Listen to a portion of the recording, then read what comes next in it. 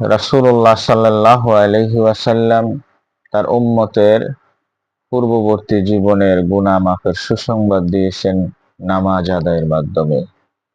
আসুন জেনে নেই নবী করিম সাল্লাল্লাহু আলাইহি ওয়াসাল্লাম আমাদের প্রিয় নবীজি কি বলেছেন।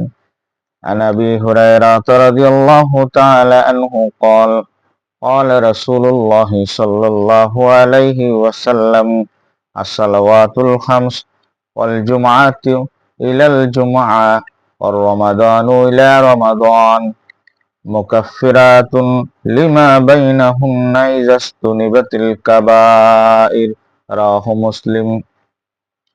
রাবিকুল শিরোমণি হযরত আবু হুরায়রা রাদিয়াল্লাহু তাআলা আনহু থেকে বর্ণিত, তিনি বলেন রাসূলুল্লাহ সাল্লাল্লাহু আলাইহি ওয়াসাল্লাম ইরশাদ করতেছেন, ৫ ওয়াক্ত নামাজ এক জুমা থেকে অপর জুমা, এক রমজান থেকে অপর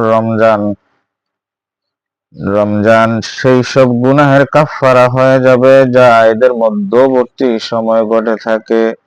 তবে শর্ত হচ্ছে কবিরা গুনাহ থেকে বিরত থাকা। রাহু মুসলিম।